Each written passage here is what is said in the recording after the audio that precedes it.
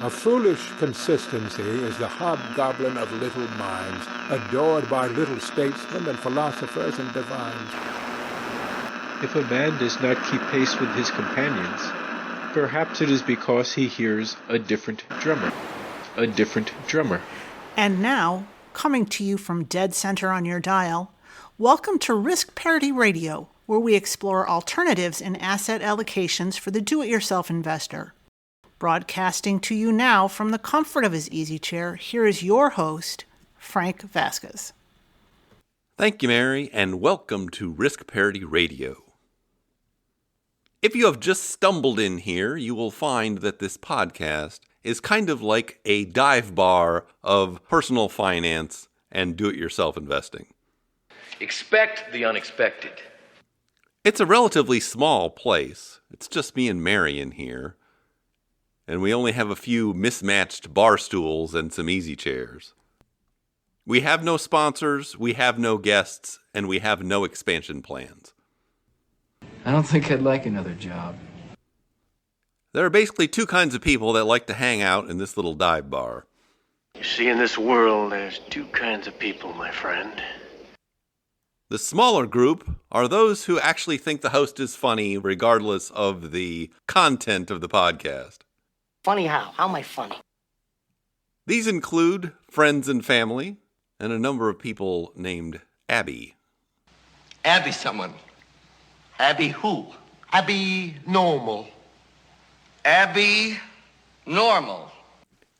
The larger group includes a number of highly successful do-it-yourself investors, many of whom have accumulated multi-million-dollar portfolios over a period of years. The best, Jerry. The best. And they are here to share information and to gather information to help them continue managing their portfolios as they go forward, particularly as they get to their distribution or decumulation phases of their financial life. What we do is if we need that extra push over the cliff, you know what we do? Put it up to 11. 11, exactly. But whomever you are welcome here. I have a feeling we're not in Kansas anymore. But now onward, episode 457. Today on Risk Parity Radio, we're just going to plow through a few of these emails. Hopefully get through more than 3 today. Our usual 3, I think we'll do at least 5. Some of them are short. And so without further ado. Here I go once again with the email. And. First off, an email from Neek. Neek from the Netherlands. no way. And Neek writes, Dear Uncle Frank, while driving home from Sweden, it takes a while, I stumbled across your podcast just as I had completely exhausted my playlist. Was I in for a ride? If you change your mind, take a chance, I'm the first in line. Honey, I'm still free. Take a chance on me. I ended up listening to all 455 episodes in just 1 month. A very sick man. Only to discover you're on hiatus. So, of course, the only thing left to do was start back at the beginning again. You're insane, gold member! With all this new knowledge, I decided to take some chips off the table and shift my portfolio to a golden ratio variation this August. I do love gold. I love gold! Watching the different asset classes move together steadily upward is almost mind-blowing. And it's gone. Poof. Learning to trust the performance and ignoring the daily yo-ho-ho beat of the drums should also help me resist the urge to check too often. I also really enjoy the sound bites. May I suggest a few from the movie Old School? It's full of great lines and music. Thank you, truly, for everything you and Mary have done pro bono. Warm regards, Neek from the Netherlands. Well, Neek, your wishes are command. We're going streaking through the quad and into the gymnasium. Come on, everybody! Woo! Come on! We're streaking! Come on! Come on! We're running! Come on! We're streaking! At least for the moment. We're streaking! Frank! Hey, honey. Hey! What the hell are you doing? We're streaking! Frank, get in the car. Everybody's doing it. Now. Mary, Mary, why you bugging?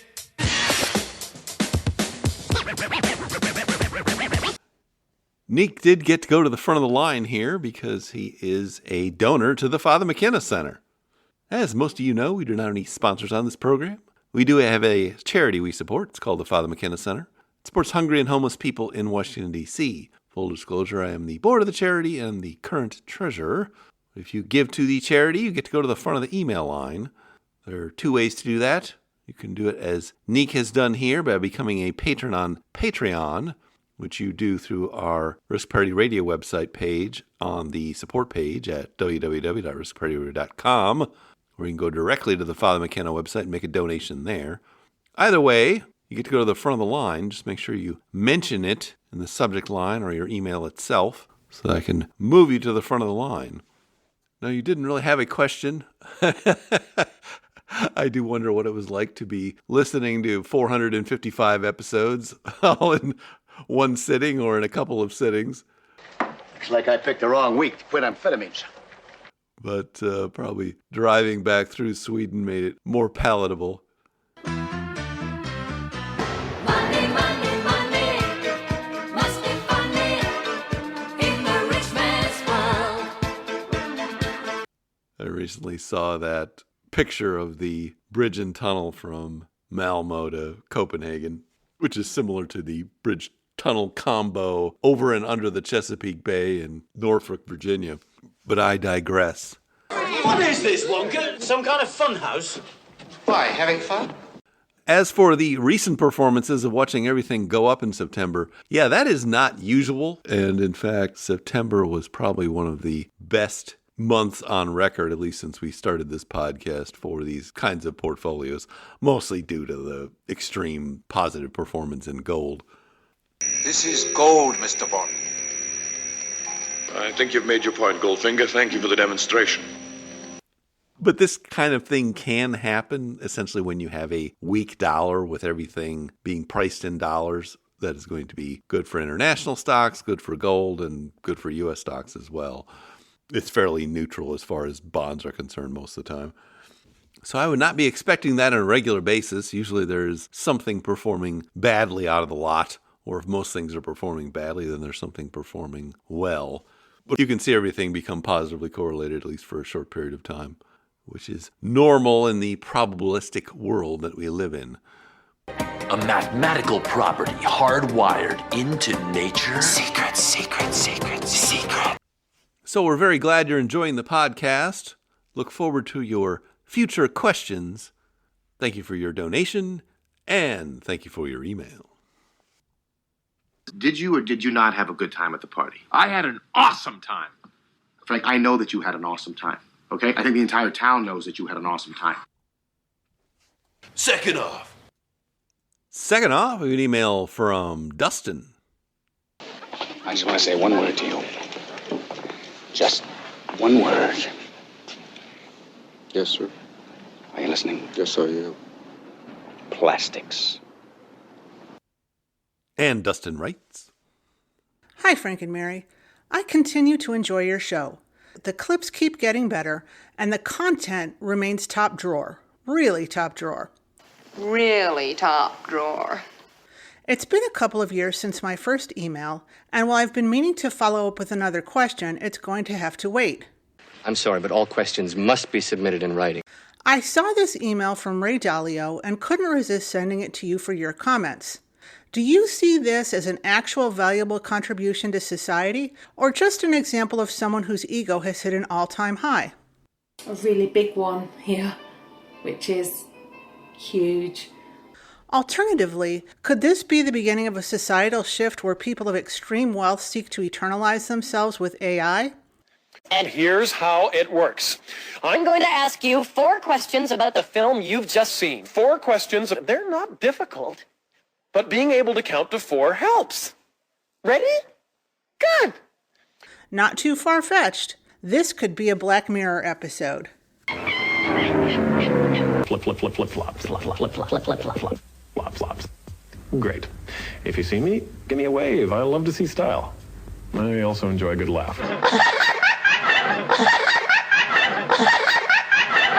When can we expect a digital Uncle Frank? Not gonna do it. Wouldn't be prudent at this juncture. I bet Mary would love that. Cue the Run DMC clip. Mary, Mary, I need your hugging. In all seriousness, I'd love your musings on this. Side note, I just made a donation to the Father McKenna Center, screenshots attached, because I can't wait 2 months to see if this turns into a rant. Best, Dustin. Would you like me to seduce you? What?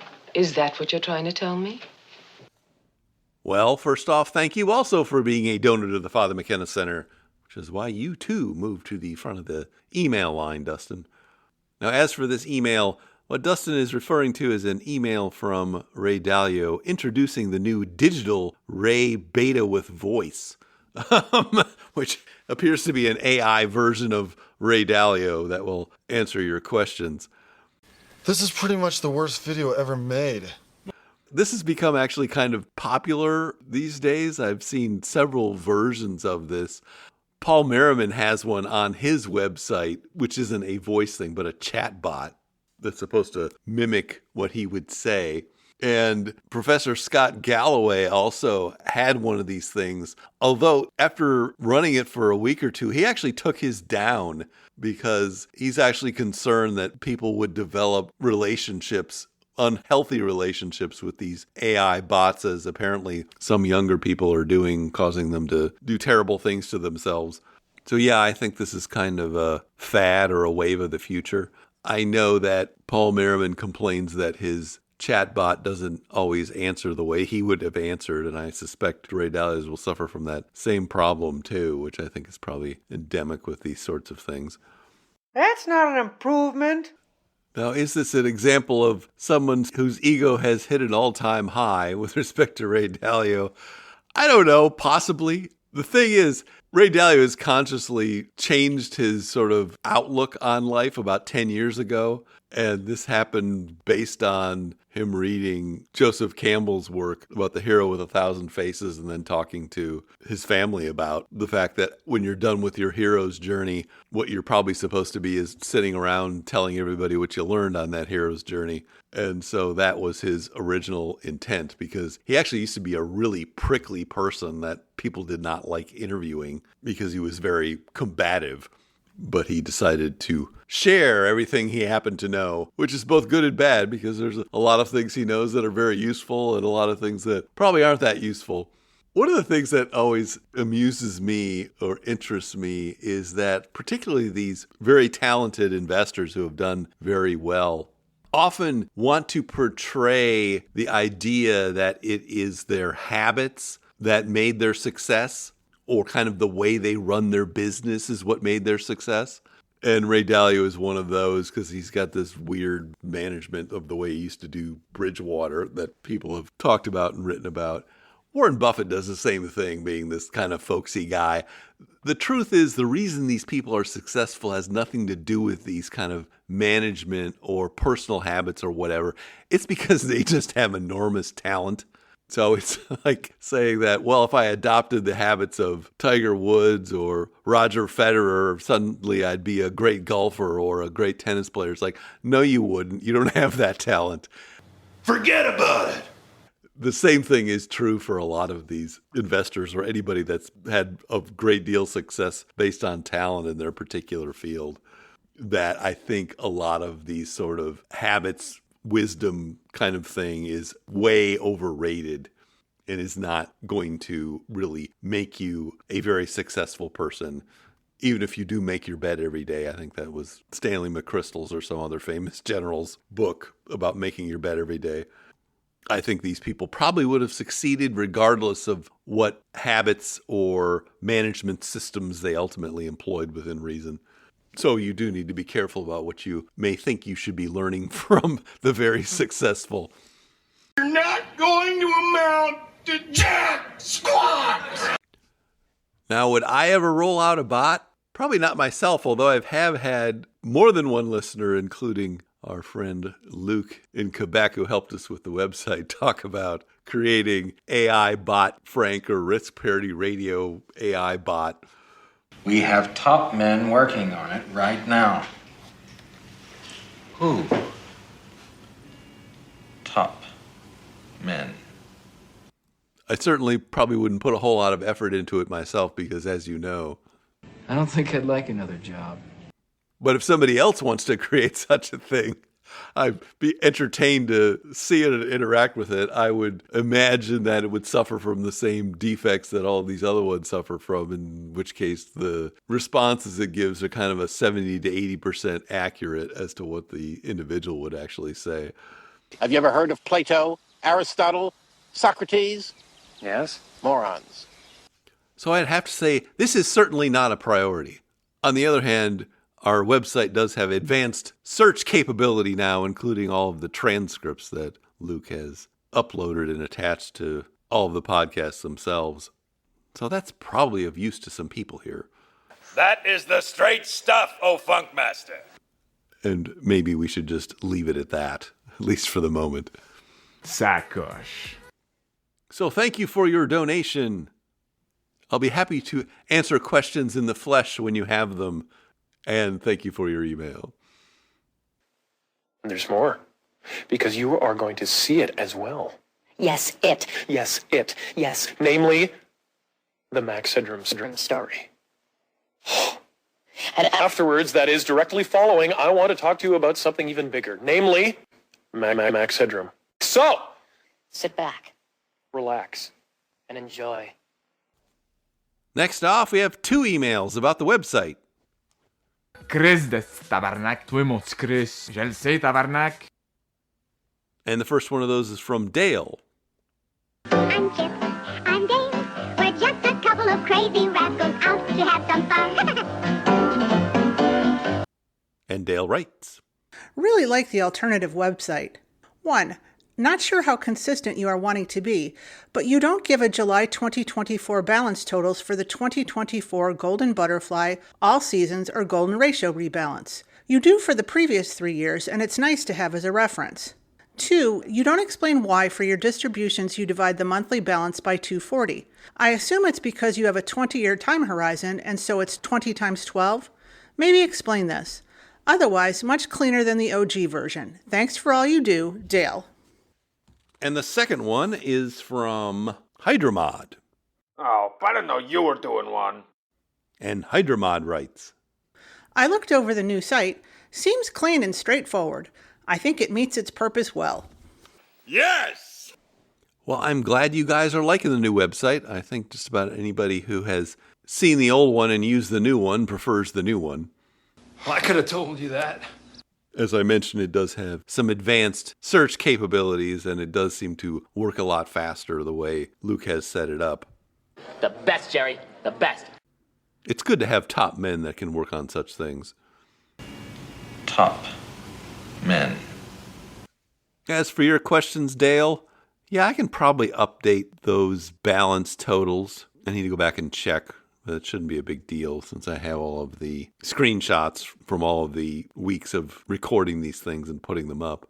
As to your question about the distributions and how we do that, I think I've answered this question recently in the past. This is just a mathematical shortcut so that if you are taking distributions at a 5% annualized rate and you want to break that down into a monthly amount, you would basically divide by 20, divide the total by 20 to get to the 5% annualized amount, and then divide that amount by 12. Now, a shortcut for dividing by 20 and then dividing by 12 is simply to divide by 240 in the first place.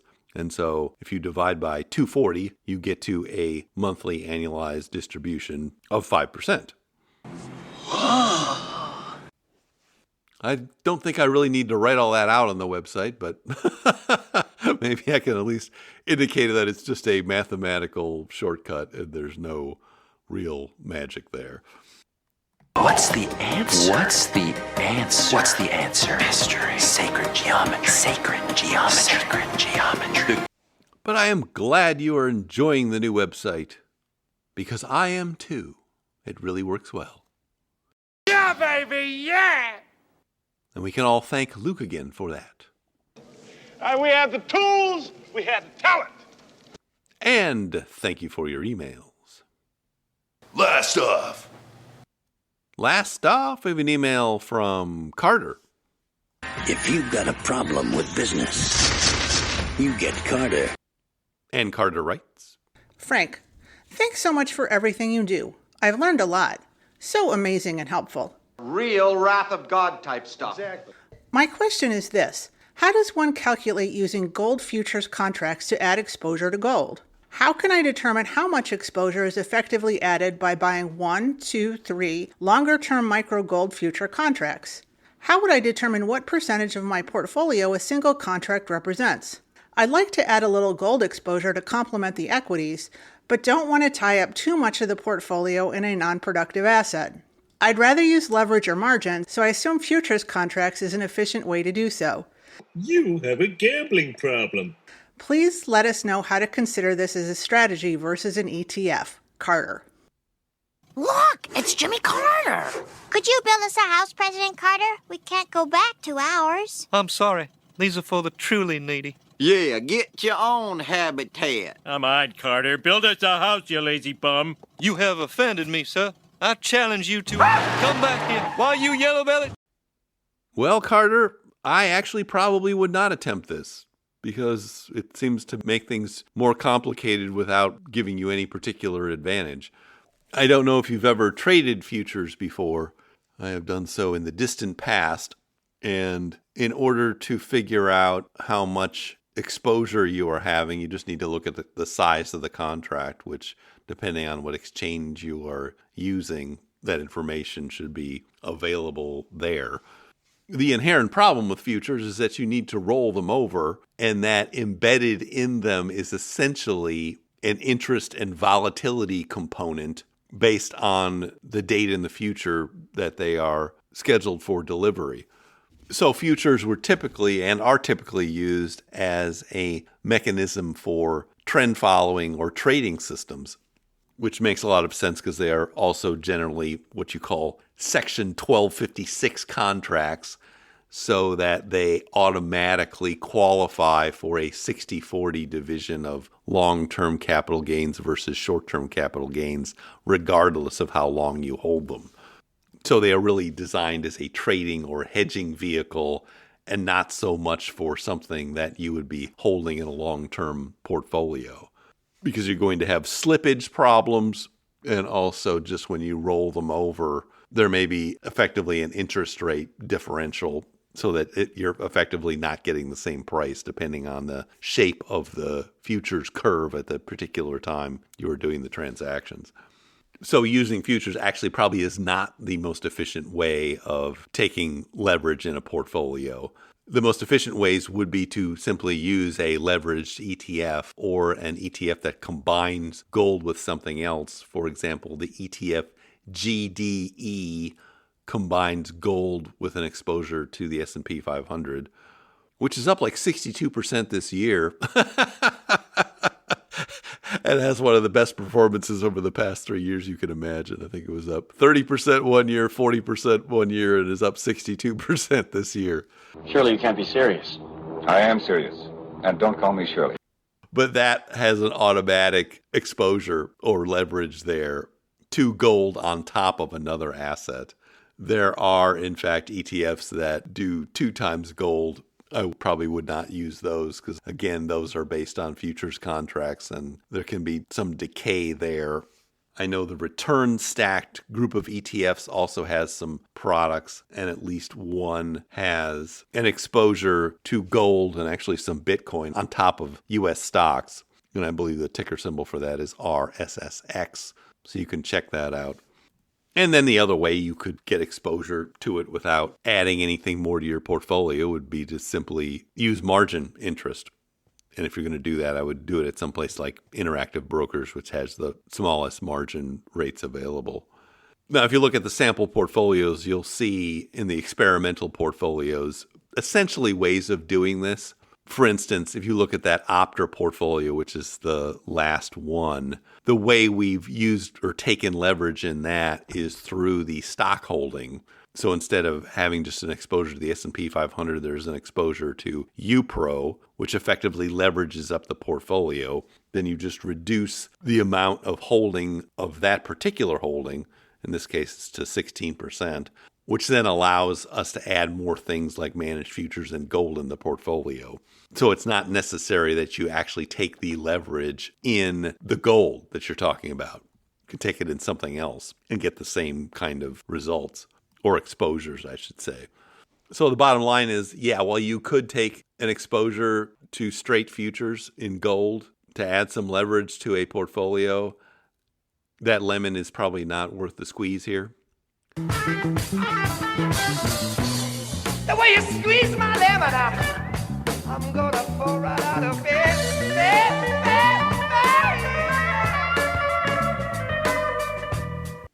Just because there are other much easier ways of doing this that do not require the kind of management and calculations that would be required to do this through futures contracts. Welcome to the 2020s, where you can get everything you want just through ETFs. Hopefully that helps, at least a little bit. And thank you for your email.